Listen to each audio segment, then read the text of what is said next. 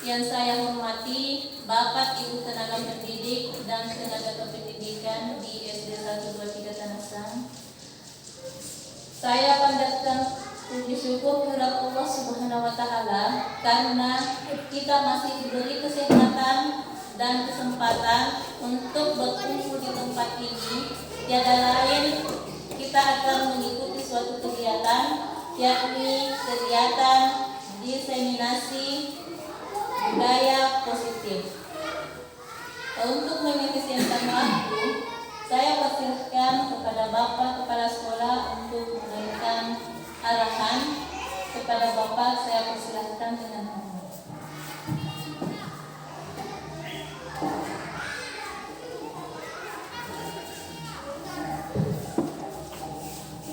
Bismillahirrahmanirrahim. Assalamualaikum warahmatullahi wabarakatuh. Waalaikumsalam warahmatullahi wabarakatuh.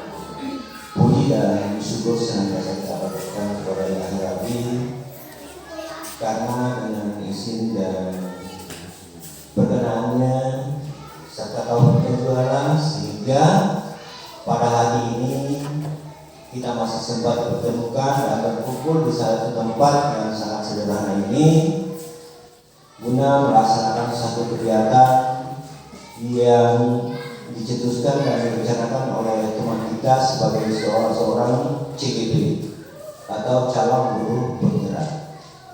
Bapak dan Ibu yang saya hormati, salam dan salawat senantiasa kita kirimkan kepada Nabi Muhammad SAW sebagai nabi yang merupakan uswatun hasanah dan rahmatan alam.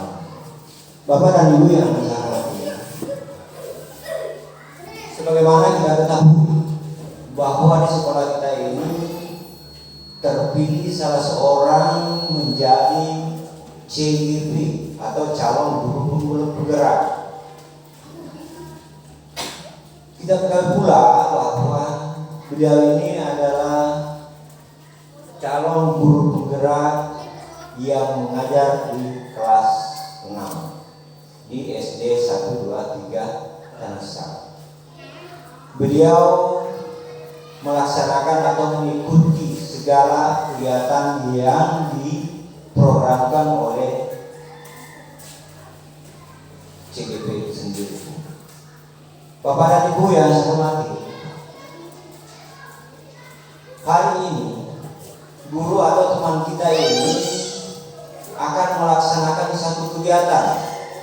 Kegiatan ini merupakan tugas yang diemban dalam kegiatan guru penggerak. Kegiatan ini akan dilaksanakan hari ini, yaitu kegiatan berupa aksi nyata dalam bentuk diseminasi.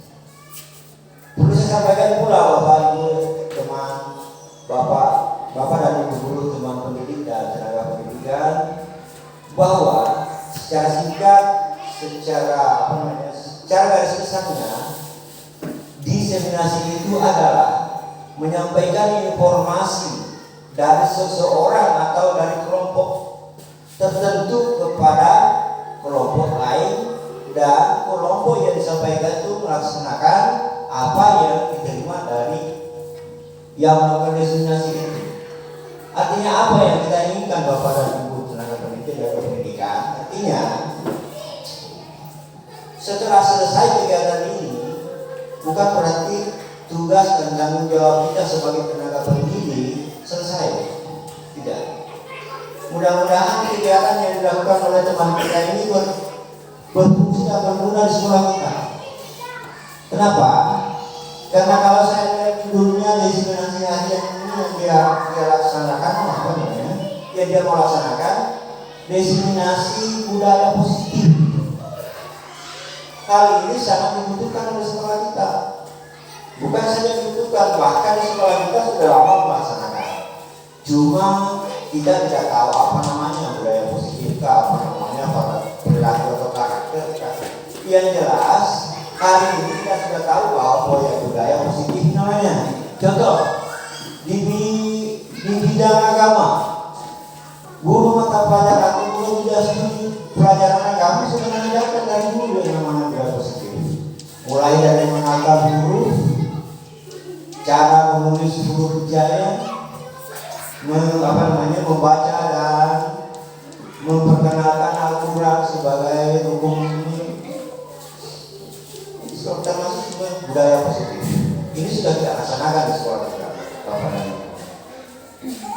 Jadi Bapak dan Ibu, budaya positif yang dilakukan oleh teman kita ini, jika dia sendiri saja yang ingin melaksanakan, yakin dan percaya tidak bisa. Kenapa? Karena budaya positif ini yang kita akan laksanakan, yang direncanakan oleh teman kita, harus ditunjang oleh lingkungan.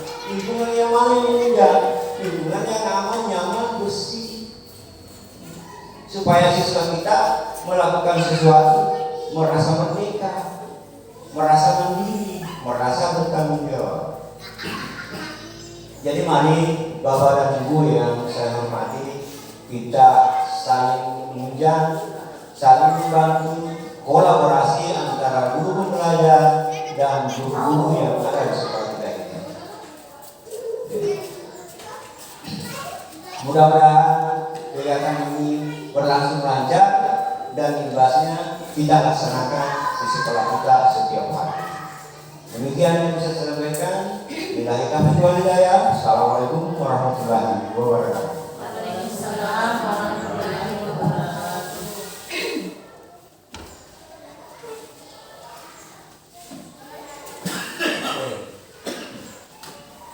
Ya, baik Bapak Ibu, itulah tadi arahan dari Bapak Kepala Sekolah yang terkait dengan kegiatan diseminasi budaya politik. Nah, yang selanjutnya saya persilahkan kepada Bapak Ibu yang Janin Amrul untuk melaporkan atau memberikan sedikit yang terkait dengan diseminasi budaya politik. Kepada Ibu saya persilahkan.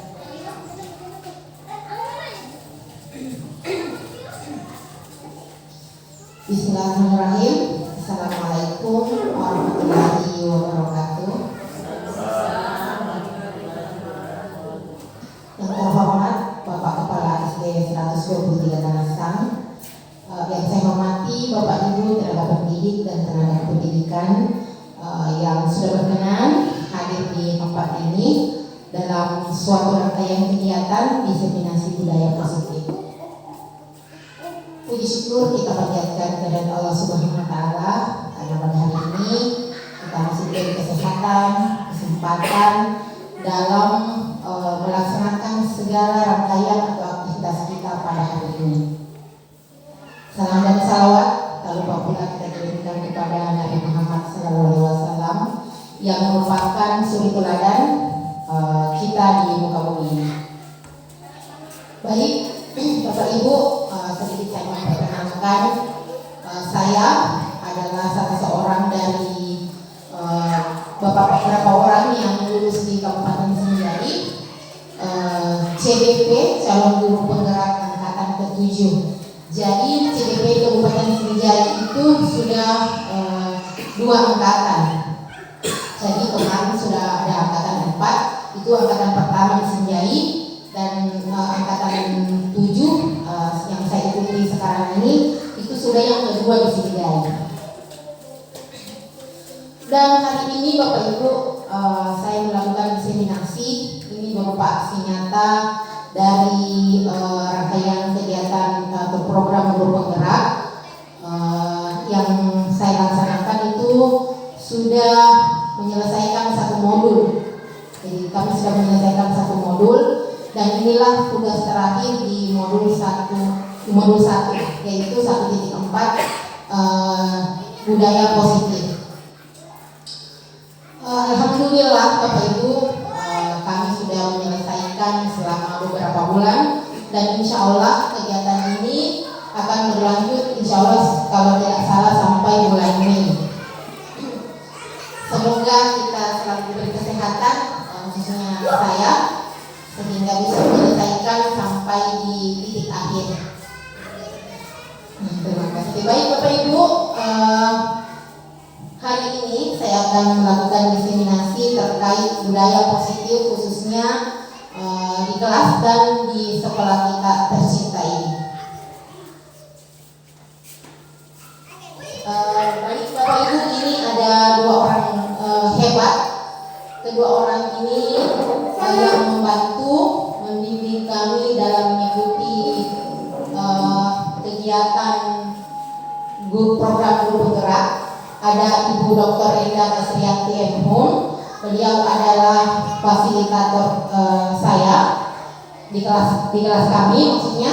Kemudian ada Bapak Sidik SPD. Beliau adalah pengajar praktik. Mungkin Bapak Ibu sudah bertemu dengan beliau pada saat pendampingan individu pertama, dan insya Allah jika tidak ada halangan beliau akan hadir di sekolah kita ini lagi pada hari Senin untuk melaksanakan pendampingan individu kedua. Nah, Bapak Ibu, terkait budaya positif, mungkin Bapak Ibu sudah sering mendengar kata budaya positif. Mungkin Bapak Ibu ada yang bisa menyampaikan apa sebenarnya itu budaya positif, atau boleh positif atau boleh budaya. Ada yang bisa Bapak Ibu? Budaya, ya, kebiasaan. Kemudian positif, ya, iya, hal-hal yang baik ya Bapak Ibu. Jadi, nah di sini budaya positif adalah suatu kebiasaan yang bernilai positif. Di dalamnya mengandung sejumlah kegiatan yang mampu menumbuhkan karakter murid. Jadi itu intinya Bapak Ibu, karakter murid. Kemudian budaya positif di sekolah yaitu nilai-nilai, keyakinan-keyakinan, dan kebiasaan-kebiasaan di sekolah yang berpihak pada murid agar murid dapat berkembang menjadi pribadi yang kritis, penuh hormat, dan bertanggung jawab. Bapak Ibu yang saya hormati, sesuai dengan filosofi Ki Hajar Dewantara, pendidik itu diibaratkan sebagai seorang petani yang memelihara atau merawat tanaman. Namun Bapak Ibu, pasti setiap petani itu beda perlakuannya terhadap tumbuhan atau tanamannya. Seperti itu pun kita dengan murid Bapak Ibu. Karena murid itu mempunyai keunikan, mempunyai karakter masing-masing, sehingga perlakuan kita itu kepada murid itu tidak boleh sama. Ya, mungkin ada siswa kita yang sabar, ada yang bandel, ada yang pintar, ada yang kurang-kurang sedikit. Nah, itu perlakuan kita beda. Perlakuan yang kita lakukan itu berbeda kepada mereka. Nah, kemudian peserta didik itu diibaratkan sebagai tumbuhannya. Kemudian sekolah itu diibaratkan sebagai tanah untuk bercocok tanam, sehingga guru harus mengusahakan sekolah jadi lingkungan yang menyenangkan, menjaga dan melindungi murid dari hal-hal yang tidak baik. Sehingga dengan demikian, jika kita memperlihatkan contoh yang baik, karena kita sebagai seorang guru, guru itu merupakan teladan. Jadi perlihatkanlah hal-hal yang baik kepada murid kita, dan insya Allah akan membentuk karakter yang baik bagi untuk murid-murid kita. Kemudian Bapak Ibu, salah satu tanggung jawab seorang guru adalah bagaimana menciptakan suatu lingkungan yang positif, yang mana terdiri dari warga sekolah yang saling mendukung, seperti yang disampaikan oleh Bapak Kepala Sekolah tadi, bahwa kalau kita mau bekerja sendiri itu mustahil. Kalaupun ada hasilnya tidak semaksimal yang kita inginkan. Jadi hal yang dilakukan adalah bagaimana berkolaborasi, bagaimana bekerja sama agar apa yang kita inginkan bisa tercapai. Seperti itu Bapak Ibu. Kemudian budaya positif ini tentunya Bapak Ibu bukan hanya dilakukan oleh guru saja, namun perlu untuk disosialisasikan kepada murid-murid kita agar mereka memiliki budaya pekerti yang luhur. Nah, sesuai dengan profil pelajar Pancasila. Jadi itu maknanya Bapak Ibu menciptakan murid yang sesuai dengan profil pelajar Pancasila. Nah, baik di diseminasi budaya positif hari ini ada beberapa materi yang akan saya sampaikan. Yang pertama ada perubahan paradigma belajar. Yang kedua ada disiplin positif. Ketiga ada kebutuhan dasar manusia. Yang keempat ada motivasi perilaku manusia. Yang kelima posisi kontrol restitusi. Yang keenam ada keyakinan kelas. Dan yang terakhir adalah segitiga restitusi. Nah, yang pertama, materi pertama, pembelajaran dengan paradigma baru. Nah, pembelajaran dengan paradigma baru ini dirancang berdasarkan prinsip pembelajaran yang berdiferensiasi, sehingga setiap siswa belajar sesuai dengan kebutuhan dari tahap perkembangan untuk mewujudkan profil pelajar Pancasila. Nah, sesuai dengan filosofi Ki Hajar Dewantara, Bapak Ibu, bahwa melakukan pembelajaran yang berpusat pada murid. Jadi melakukan pembelajaran itu tidak seperti yang kita lakukan pada sebelum-sebelumnya, walaupun mungkin sulit Bapak Ibu kita lakukan, namun mari kita berusaha untuk melakukan perubahan sedikit demi sedikit bertahap, karena tidak semudah membalikan telapak tangan, harus ada tahapan-tahapan bertahap. Melakukan pembelajaran yang berpusat pada peserta didik maksudnya segala aktivitas yang kita lakukan di kelas maupun di luar kelas berupaya untuk yang berperan itu adalah peserta didik. Kalau mungkin kita dulu seperti itu pun dengan saya sebelum saya mengikuti kegiatan guru penggerak ini, saya mengajar monoton berceramah di depan murid. Murid hanya sebagai pendengar, seperti itu Bapak Ibu. Nah, di sini siswa diharapkan aktif. Kita hanya sebagai penuntun, sebagai pamong, siswa yang berusaha untuk menemukan atau belajar. Kita hanya sebagai pengarah. Nah, seperti itu Bapak Ibu. Kemudian pembelajaran yang berdiferensiasi. Nah, kebetulan di tahun ini kita sudah ada 2 kelas yang sudah menggunakan kurikulum Merdeka Belajar. Jadi kita dituntut bagaimana merancang pembelajaran yang berdiferensiasi. Jadi Ibu, Bapak Ibu, sesuai dengan kebutuhan murid. Jadi bukan keinginan kita, tapi kita lihat kebutuhannya murid, seperti itu, sehingga mewujudkan profil pelajar Pancasila. Saya yakin Bapak Ibu tahu yang mana itu dimensi profil pelajar Pancasila. Boleh Bu, yang mana Bapak Ibu, yang mana itu dimensi profil pelajar Pancasila? Ya, beriman, bertakwa kepada Tuhan Yang Maha Esa dan berakhlak mulia. Ya, betul. Kemudian ada berkebinekaan global. Terus, iya, bergotong royong. Nah, kemudian kreatif, betul sekali Bapak Ibu, bernalar kritis dan mandiri. Selanjutnya disiplin positif. Nah, apa itu disiplin positif? Nah, disiplin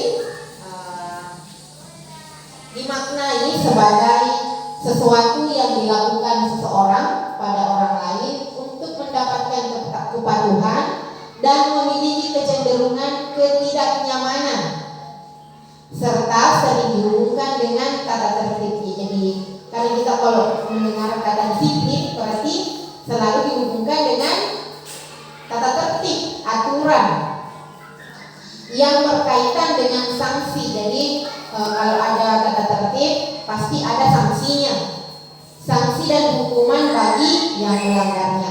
Kemudian nilai-nilai kebajikan. Nilai kebajikan itu adalah sifat-sifat positif manusia yang merupakan tujuan mulia yang ingin dicapai setiap individu. Menurut Dian Gosen pada tahun 1998 mengemukakan bahwa dengan mengaitkan nilai-nilai kebajikan yang diyakini seseorang, maka motivasi intrinsik jadi akan terbangun sehingga menggerakkan motivasi dalam untuk dapat mencapai tujuan mulia yang diinginkan. Jadi Bapak Ibu, motivasi intrinsik itu adalah motivasi yang berasal dari dalam diri kalau siswa kita, motivasi yang berasal dari dalam diri siswa untuk melakukan hal-hal yang positif. Kemudian ada kebutuhan dasar manusia. Jadi untuk membangun budaya sekolah yang positif dengan lingkungan yang aman dan mendukung murid untuk menjadi pribadi yang berdaya, seimbang dan bahagia, salah satu upaya yang dapat dilakukan adalah bagaimana memahami kebutuhan dasar manusia. Jadi kebutuhan dasar manusia itu ada 5. Yang pertama, kebutuhan untuk bertahan hidup. Kebutuhan untuk bertahan hidup Bapak Ibu, contohnya makanan, pakaian, tempat tinggal. Selain itu juga kebutuhan untuk merasa aman. Jadi kalau kebutuhan bertahan hidup ini sama halnya dengan kebutuhan apa dulu Bapak Ibu Materita? Kebutuhan pokok, betul sekali. Kebutuhan pokok. Nah, misalkan anak-anak sekolah tidak makan, tidak sarapan, berarti belajarnya tidak konsentrasi belajar karena mungkin sakit perutnya dan sebagainya. Kemudian yang kedua, kebutuhan cinta dan kasih sayang. Jadi Bapak Ibu, kita juga butuh cinta dan kasih sayang. Kita butuh dicintai, kita butuh disayangi dari misalkan dari keluarga kan, dari anak kita, suami kita, bapak, suami kita bu, istri kita seperti itu. Jadi kita butuh cinta dan kasih sayang. Iya, bisa siswa dan murid, siswa dan guru maksudnya. Ya. Kebutuhan ini meliputi keinginan untuk terhubung dengan orang lain seperti keluarga, teman, dan kelompok di mana kita bergabung. Setiap murid itu ingin menjadi bagian yang berharga di kelas maupun di sekolah. Jadi mereka ini diterima oleh orang lain dalam kelompoknya. Jadi Bapak Ibu, kita sebagai seorang guru harus bisa menerima murid kita apa adanya, sesuai dengan karakter mereka masing-masing. Jadi tidak boleh pilih kasih, harus menerima mereka apa adanya, dan itulah tugas dan tanggung jawab kita. Sehingga nantinya akan membentuk karakter yang baik. Kemudian yang ketiga, ada kebutuhan dasar kebebasan. Nah, kebutuhan dasar kebebasan ini Bu, kita memberikan kebebasan kepada murid untuk menentukan pilihannya sendiri dan bertanggung jawab dengan pilihannya sendiri. Jadi Bapak Ibu memberikan kebebasan kepada murid bukan berarti bahwa kita membiarkan siswa kita seenaknya saja berbuat, bukan seperti itu Bapak Ibu. Tapi kebebasan di sini maksudnya yang pertama, kesempatan untuk membuat pilihan. Misalnya pada kegiatan ekstrakurikuler kita memberikan kesempatan kepada murid-murid kita untuk memilih. Misalkan ada yang suka olahraga, ada yang suka seni, ada yang suka misalkan di kegiatan keagamaan seperti itu Bapak Ibu. Jadi kita memberikan kebebasan kepada mereka untuk memilih. Kemudian selanjutnya menyuarakan pendapat dengan percaya diri. Di sini misalkan pada saat siswa kita berdiskusi di kelas, kita melatih bagaimana mereka bisa mengeluarkan pendapat. Kemudian salah satu contohnya juga pada kesepakatan di kelas. Jadi siswa itu menuliskan hal-hal atau pendapat yang diyakini yang bisa menjadi kesepakatan kelasnya. Kemudian selanjutnya memberikan kesempatan untuk mencoba hal-hal baru. Jadi era digitalisasi saat ini Bapak Ibu, kita dituntut untuk melek IT, ya, melek IT. Jadi mari kita mencoba untuk memperkenalkan hal-hal baru kepada peserta didik kita. Kalaupun mungkin tidak bisa yang IT, boleh yang lain Bapak Ibu, kita memberikan kesempatan kepada murid-murid kita untuk berkreasi. Misalkan kalau di Merdeka Belajar itu ada namanya P5 seperti itu. Kalau di kelas lain boleh juga ada nilai keterampilan. Jadi silakan murid-murid kita berkreasi, misalkan membuat keterampilan, misalkan membuat tempat pulpen dari kardus. Kadang juga ada murid-murid kita yang membuat dari stick. Jadi biarkan mereka berkreasi sesuai dengan kemampuannya atau apa yang ingin dibuat. Kemudian pembelajaran dengan metode yang beragam dan menarik juga akan memenuhi kebutuhan murid tentang kebebasan. Mereka dengan melakukan pembelajaran yang berdiferensiasi, di mana guru menyediakan berbagai tugas yang dapat dipilih oleh murid sesuai dengan minat murid. Selanjutnya adalah kebutuhan dasar kesenangan. Nah, kita juga butuh Bapak Ibu kesenangan, begitupun dengan murid kita. Jadi tugas kita adalah bagaimana merancang suatu pembelajaran yang mana bisa membuat peserta didik kita nyaman. Misalkan kita di sela-sela pembelajaran bisa melakukan ice breaking, melakukan permainan dengan murid-murid kita agar mereka tidak bosan, tidak jenuh pada saat menerima materi pembelajaran. Kemudian yang terakhir adalah kebutuhan dasar kekuasaan. Jadi setiap murid memiliki kebutuhan untuk merasa kompeten, menjadi terampil, bisa didengarkan, dan memiliki dampak dan pengaruh serta memiliki rasa harga diri. Nah, selanjutnya Bapak Ibu, jika murid berperilaku buruk atau melanggar peraturan sehingga tindakannya tidak sesuai dengan nilai-nilai kebajikan, maka tugas kita seorang guru harus mencari tahu alasan yang mendasari tindakan tersebut. Nah, kita lihat apakah kelima kebutuhan dasar ini ada salah satu atau beberapa yang tidak terpenuhi, seperti itu. Selanjutnya, motivasi perilaku manusia. Motivasi merupakan suatu dorongan yang timbul pada diri seseorang secara sadar maupun tidak sadar untuk melakukan suatu tindakan dengan tujuan tertentu.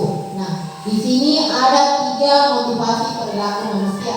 Yang pertama, menghindari ketidaknyamanan dan hukuman.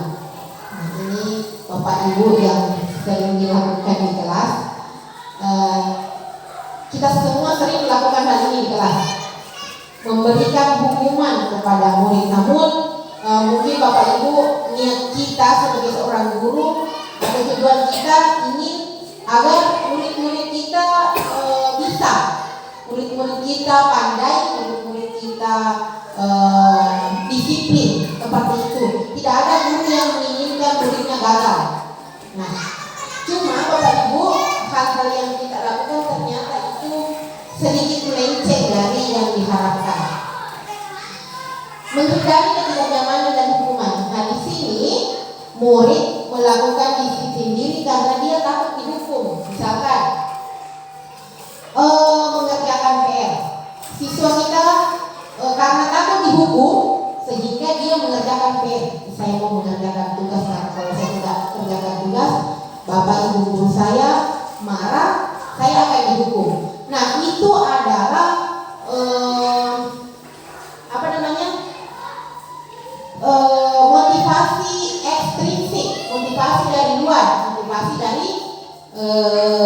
bapak ibu guru, karena dia mengerjakan tugas hanya karena takut dihukum sama gurunya. Kemudian yang kedua, mencapai imbalan atau penghargaan dari orang lain. Nah, di sini kadang kita bapak ibu ya sering memberikan pujian, atau kadang kita mengatakan siapa yang bisa menjawab ini saya kasih hadiah. Nah, seperti itu. Nah, di sini murid melakukan disiplin diri karena ia ingin mendapat imbalan. Melakukan sesuatu karena hanya ingin mendapatkan pujian dari gurunya, hanya ingin mendapat imbalan dari orang tuanya, seperti itu. Nah, ini juga merupakan motivasi ekstrinsik, motivasi dari luar, misalkan dari guru. Karena ingin mendapatkan hadiah, makanya dia kerjakan PR-nya, atau dia membersihkan kelas karena dia ingin dipuji sama gurunya. Kemudian yang ketiga, menghargai nilai-nilai kebajikan dalam diri sendiri. Nah, inilah bapak ibu yang diinginkan. Murid di sini melakukan disiplin diri karena sadar akan nilai kebajikan dirinya. Nah, ini adalah motivasi intrinsik, motivasi dalam diri dalam diri siswa.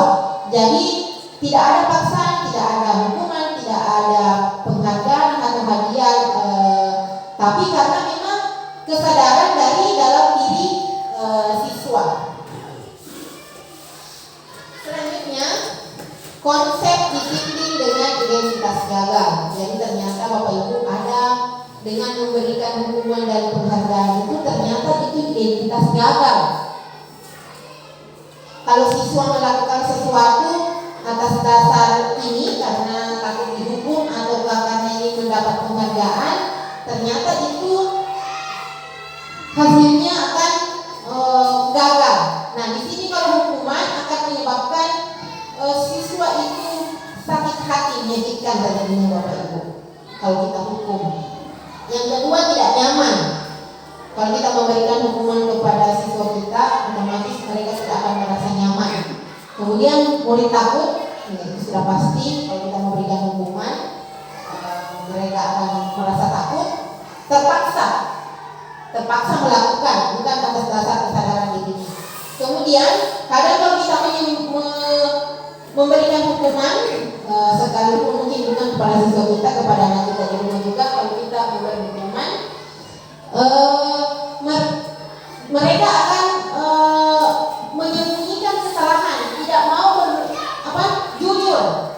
Dia tidak akan jujur atas kesalahan yang dia lakukan karena selalu merasa takut jangan sampai dihukum kalau jujur, berkata jujur. Kemudian yang terakhir, murid menjadi rendah diri. Nah, selanjutnya penghargaan, memberikan penghargaan kepada siswa juga itu merupakan identitas gagal. Tidak efektif kita lakukan, baik itu di kelas atau di rumah. Kemudian merusak hubungan. Nah, kalau kita memberikan penghargaan, makanya bapak ibu di rapor itu sekarang tidak ada lagi sistem rankingan di rapor, karena itu merupakan identitas gagal. Kalau misalkan di kelas kita memuji si A karena pintar sekali, kita puji-puji, kita sanjung, otomatis siswa yang lain akan merasa iri. Dia sering mengatakan, saya tidak usah belajar karena saya tidak dipuji, hanya si A yang dipuji, seperti itu. Mematikan kreativitas. Ya, jadi kalau kita sering memberikan penghargaan kepada siswa kita, misalkan suatu saat siswa yang sering kita puji-puji itu gagal, atau misalkan tugas yang diberikan mendapat nilai rendah, maka dia akan merasa percuma saya melakukan itu karena saya sudah tidak dipuji lagi sama bapak ibu guru karena saya gagal, seperti itu. Kemudian yang saya katakan tadi, menghukum dengan sistem perankingan. Nah, itu tadi bapak ibu, ini di rapor pendidikan juga sudah tidak dimunculkan lagi peringkat. Kemudian merampas hak, dan yang terakhir menghargai, merampas haknya. Kemudian selain identitas gagal juga ada identitas sukses. Ada dua, yaitu ada konsekuensi dan ada restitusi. Untuk konsekuensi maksud saya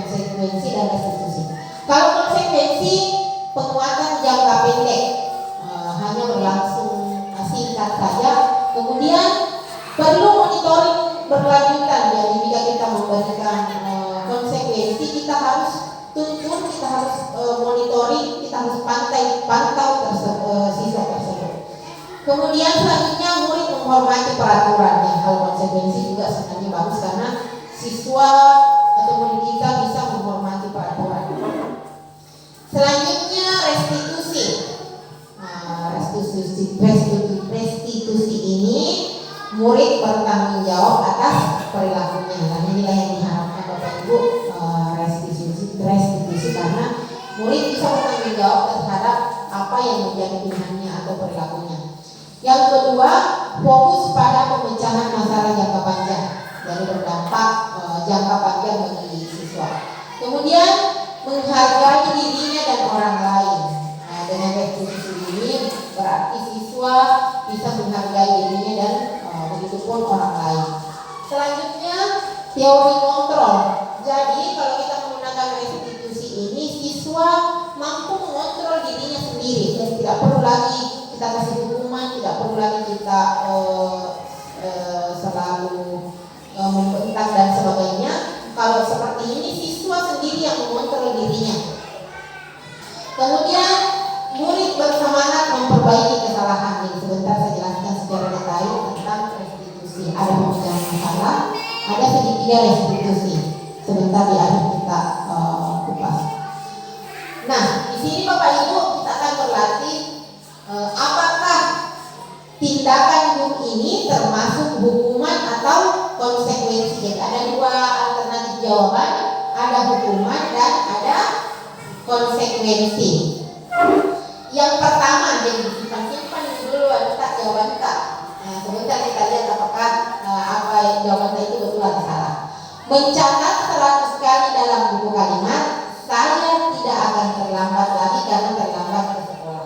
Sering kita lakukan ini Bapak Ibu ya, pernah kita lakukan ini, menyuruh siswa untuk menulis. Sebenarnya ada juga sisi positifnya ini, utamanya kalau kelas 1, anaknya biasa, siswa kita biasa diajar untuk menulis, sering menulis, tapi di sini mencatat 100 kali, yang kita bawa adalah mencatat 100 kali. Apakah ini termasuk hukuman atau konsekuensi? Oke, kita simpan dulu sebentar. Kita lihat apakah jawabannya Bapak Ibu betul atau salah. Yang kedua, lari keliling lapangan basket 2 kali karena terlambat hadir di sekolah. Bagus, berolahraga, hukuman atau konsekuensi? Yang ketiga, murid diminta push up 15 kali karena tidak menggunakan masker di sekolah. Hanya karena tidak menggunakan masker di sekolah, siswa tersebut diminta push up. Selanjutnya, apa Bu? Hukuman atau konsekuensi? Selanjutnya, mengganti kertas tugas teman yang telah dicoret-coret. Pertanyaan selanjutnya, membersihkan tumpahan air di meja tulis karena tersenggol pada saat jam pembelajaran. Selanjutnya, murid disuruh untuk mengenakan sepatu seharian di sekolah karena tidak mengenakan sepatu hitam. Jadi disuruh menggunakan sepatu seharian di sekolah. Lari keliling lapangan basket 2 kali. Oh, sudah tadi ya Bapak Ibu. Ya. Nah, inilah jawabannya Bapak Ibu. Betul, ada salah jawabannya tadi. Jadi Bapak Ibu memberikan catatan sebanyak 100 kali kepada siswa itu, ternyata itu adalah hukuman. Jadi bedanya hukuman dengan konsekuensi. Kalau hukuman itu Bapak Ibu sifatnya menyiksa, memaksa. Kalau konsekuensi sewajarnya, yang wajar seperti ini tadi, mengganti kertas tugas teman yang dicoret-coret, berarti itu adalah konsekuensi yang memberikan yang sewajarnya. Kalau menulis 100 kali kan ini tidak wajar. Oke. Selanjutnya posisi kontrol. Nah, inilah Bapak Ibu yang kita lakukan, yang semestinya kita lakukan. Ada ada 5 posisi kontrol. Kira-kira Bapak Ibu di posisi mana sebenarnya yang sering kita lakukan di kelas? Kalau saya di awal dulu sering berada di posisi ini Bapak Ibu, penghukum, suka menghukum siswa. Posisi kontrol penghukum, guru menghardik, membentak, menghukum verbal atau fisik. Ini dulu kan sering kita lakukan Bapak Ibu. Saya tidak bisa pungkiri juga, saya dulu sebelum saya mengikuti kegiatan ini, kadang kalau kita memberikan tugas, karena itu saya bilang tadi Bapak Ibu, tidak ada seorang guru pun yang ingin melihat siswanya gagal.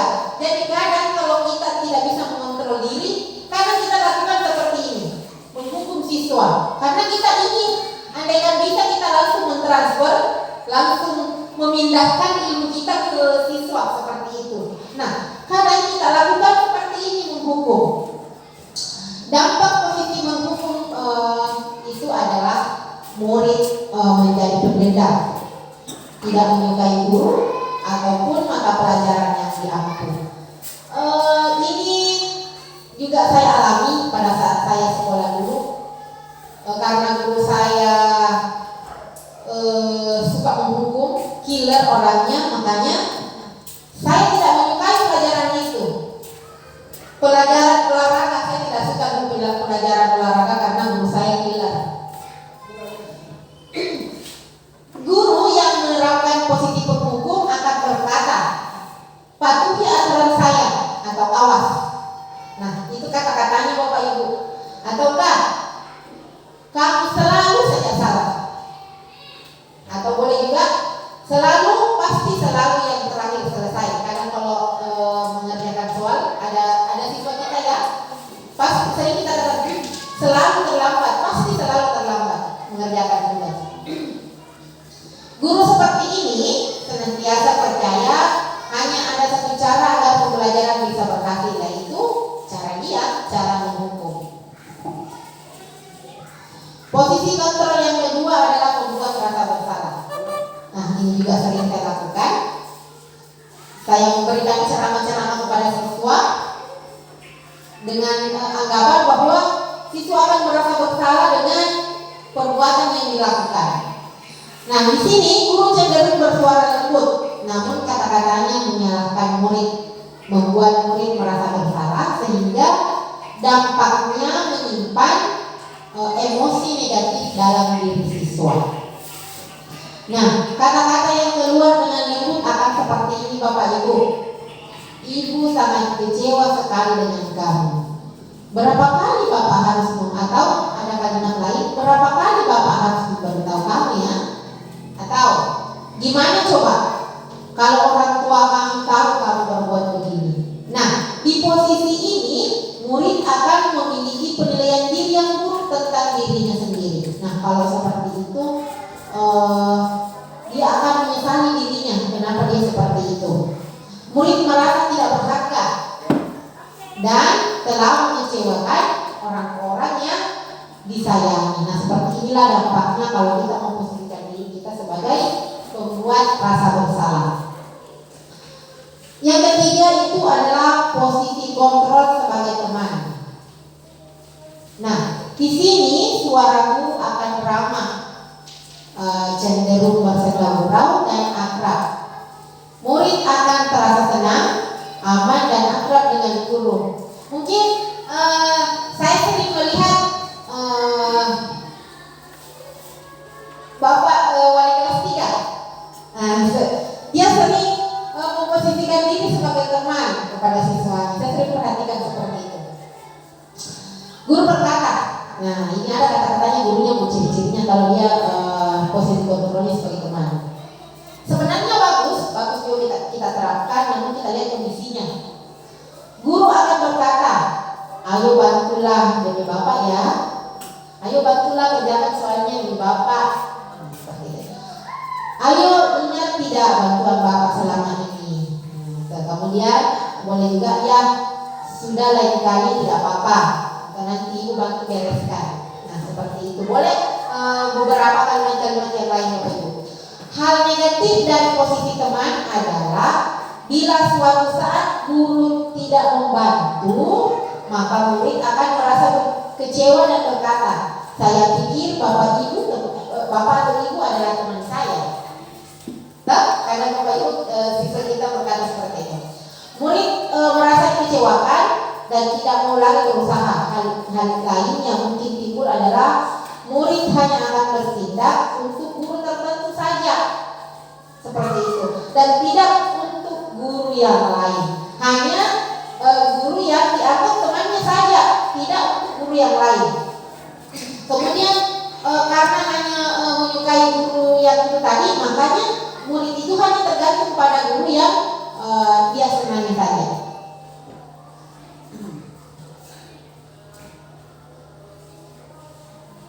Nah, selanjutnya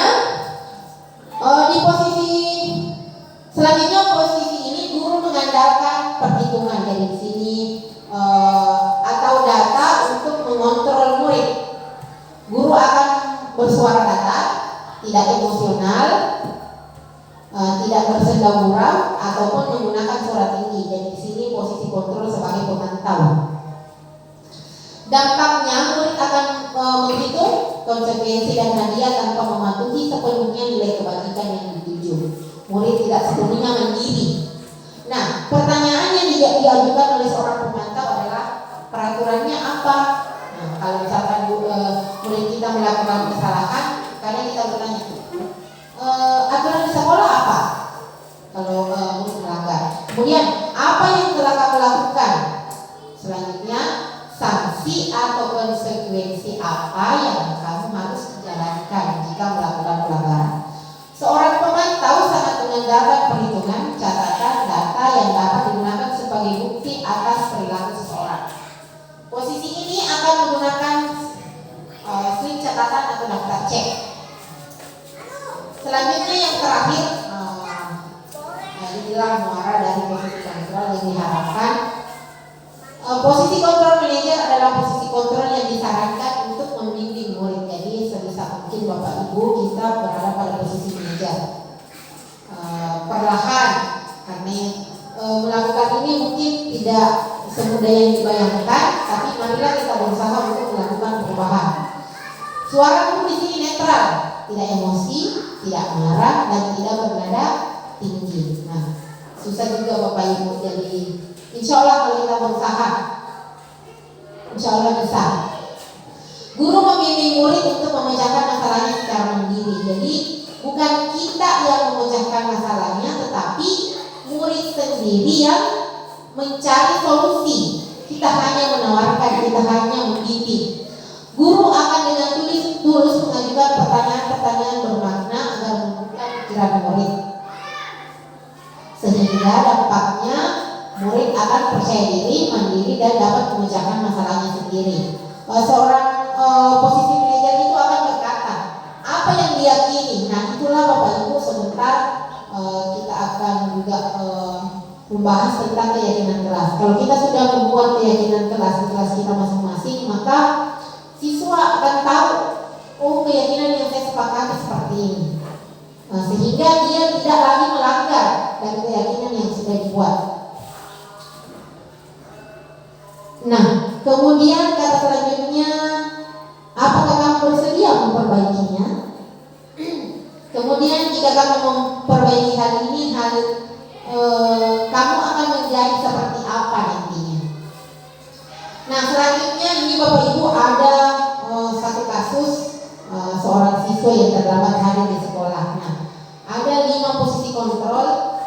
Di sini kalau misalkan penghukum, seorang guru akan berkata, terlambat lagi, pasti terlambat, selalu datang terlambat. Kapan bisa datang tepat waktu? Nah, itu kalau kita bertindak sebagai penghukum. Kalau pembuat ternyata bersalah, seorang guru akan berkata, Adi, kamu ini bagaimana ya? Kamu sudah berjanji dengan ibu tidak akan terlambat lagi. Kamu kenapa ya senang sekali mengecewakan ibu? Ibu benar-benar kecewa sekali. Nah, di sini murid kita akan merasa bersalah. Selanjutnya posisi sebagai teman. Nah, kalimatnya, Adi, ayolah, bagaimana sih kamu? Kemarin kamu sudah janji kepada Bapak. Kenapa terlambat lagi? Nah, di sini sambil tertawa ringan, dia kan posisinya sebagai teman kepada siswanya. Ya sudah, tidak apa-apa. Duduk. Nanti Bapak bantu. Nah, ini sambil tersenyum bapaknya karena ini adalah posisi sebagai teman. Selanjutnya sebagai pembantu, pemantau. Nah, Adi, ayolah, bagaimana sih kamu? Kemarin kamu sudah janji kepada Bapak untuk tidak terlambat. Kemudian selanjutnya ini yang terakhir, posisi manajer. Nah, inilah seharusnya yang kita lakukan Bapak Ibu. Seorang guru, misalkan ada seorang siswanya terlambat, Adi, apakah kamu mengetahui jam berapa sekolah dimulai? Nah, ini sejalan dengan keyakinan kelas yang sudah kita buat di sekolah. Misalkan keyakinan kelas atau kesepakatan kelas yang dibuat oleh siswa adalah datang tepat waktu. Nah, inilah tahu Pak, yang 7. Ya, jadi kamu terlambat. Kira-kira bagaimana kamu akan memperbaiki masalah ini? Nah, sinilah siswa diajak untuk menyelesaikan masalahnya sendiri, mencari solusi dari permasalahan yang dilakukan. Saya bisa menanyakan teman saya, Pak, untuk mengejar tugas yang tertinggal. Tidak terlambat, maksudnya tidak terlambat untuk datang ke sekolah. Baik, kalau kamu bisa lakukan, apakah besok akan ada masalah untuk kamu agar bisa hadir tepat waktu lagi? Nah, itulah kalimat-kalimat yang diucapkan oleh seorang guru yang bertindak sebagai manajer. Kemudian selanjutnya, ini adalah dua materi terakhir Bapak Ibu di seminar kita hari ini. Keyakinan kelas.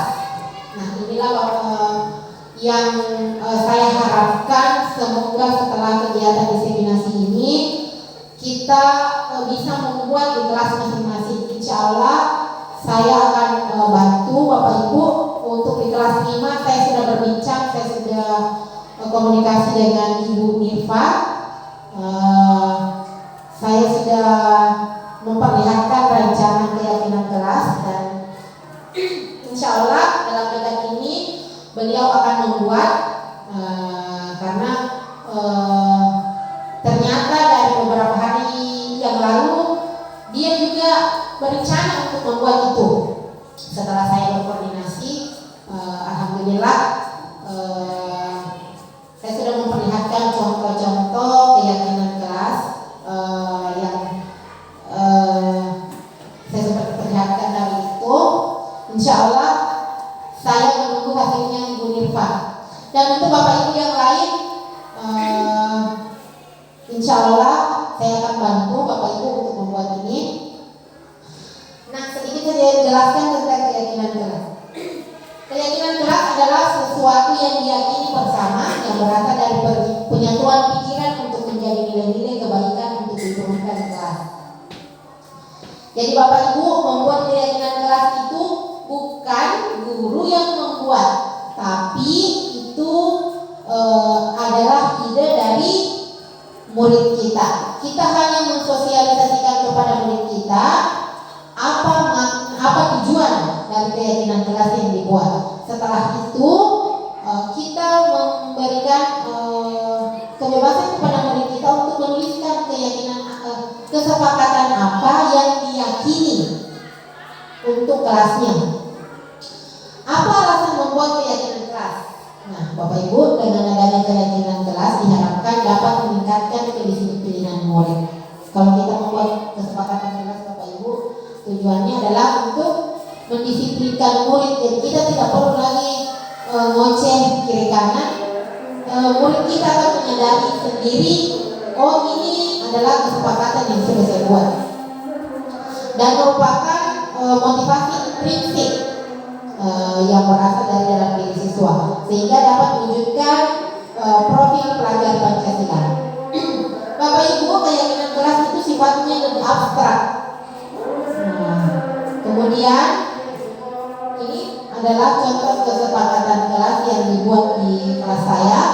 Dan setelah ini Bapak Ibu, setelah kita membuat, siswa sudah disuruh menuliskan kesepakatan untuk di kelas kelasnya, kita analisis, kita evaluasi, kemudian setelah itu kita pilih-pilih, oh ini yang bagus diambil.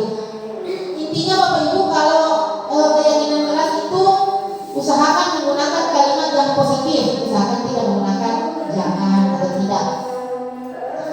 Selanjutnya, nah ini yang terakhir Bapak Ibu, segitiga restitusi. Restitusi adalah proses menciptakan kondisi bagi murid untuk memperbaiki kesalahan mereka, sehingga mereka bisa kembali pada kelompok mereka dengan karakter yang lebih kuat. Restitusi juga merupakan proses kolaborasi yang mengajarkan murid untuk mencari solusi untuk masalah mereka dan membantu mereka berpikir tentang seperti apa yang mereka inginkan. Nah, ini Bapak Ibu bagian dari segitiga restitusi. Ada validasi tindakan yang salah, ada menstabilkan identitas dan menanyakan keyakinan. Kalau validasi tindakan yang salah, guru akan berkata, berbuat salah itu hal yang manusiawi, tidak ada manusia yang sempurna. Bapak Ibu juga pernah berbuat salah. Nah, ini Bapak Ibu kata-kata yang bisa kita ucapkan pada saat validasi tindakan yang salah. Kemudian menstabilkan identitas. Pada bagian menstabilkan identitas, apa yang kita ucapkan yaitu kamu bisa saja kan melakukan hal yang lebih buruk, tetapi kamu tidak melakukannya. Jadi di sini mencari menstabilkan identitas, mencari tahu apa yang menyebabkan sehingga murid tersebut melakukan kesalahan. Selanjutnya menanyakan keyakinan. Nah, ini di bagian ini kita kata-kata yang boleh diucapkan adalah apa nilai yang kita percayai di kelas. Nah, itulah keyakinan kelas yang sudah kita buat tadi. Dan bagaimana mencari solusi dari permasalahan yang dilakukan oleh siswa. Jadi saya ingatkan kepada Bapak Ibu, siswa yang menemukan sendiri solusi atas permasalahannya. Baik Bapak Ibu, karena materi diseminasi terkait budaya positif sudah selesai. Saya berharap bahwa apa yang saya sampaikan, mohon maaf Bapak Ibu, saya di sini bukan berarti menggurui Bapak Ibu. Saya tidak berpikir bahwa saya lebih bisa daripada Bapak Ibu. Saya yakin Bapak Ibu lebih tahu, lebih berpengalaman dari saya, hanya karena saya diberi tugas untuk menyampaikan, mensosialisasikan kepada Bapak Ibu terkait dengan budaya positif yang sudah kami pelajari di program guru bergerak. Saya berharap Bapak Ibu, yang saya katakan tadi, ada hasil dari kegiatan hari ini. Insya Allah kalau misalkan ada hal-hal yang Bapak Ibu ingin tanyakan, silahkan. Jadi terima kasih banyak atas kesempatannya, waktunya Bapak Ibu untuk duduk di ruangan ini dalam kegiatan diseminasi hari ini. Mohon maaf atas segala kekurangan. Wabillahi taufiq wal hidayah. Wassalamualaikum warahmatullahi wabarakatuh. Ya, itulah pemaparan dari Bu Amelia Yano mengenai diseminasi budaya positif. Ya, jadi materinya sangat menarik ya Bu. Ya, terima kasih Bu atas materinya. Acara selanjutnya kita masuk di sesi tanya jawab.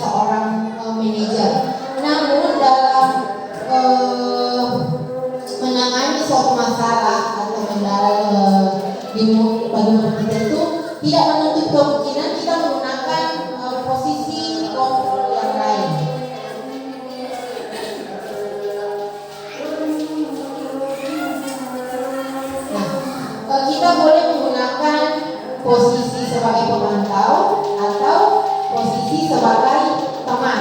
Misalkan ada siswa kita yang bandel, kita dekati dulu, kita mencari tahu. Jadi di situ kita berposisi sebagai seorang teman. Tapi jangan terlalu lari Bapak Ibu dengan posisi itu.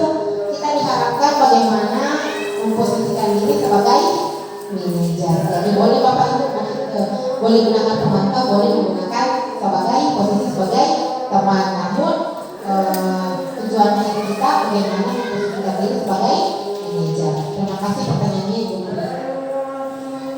Ya, jawaban dari moderator.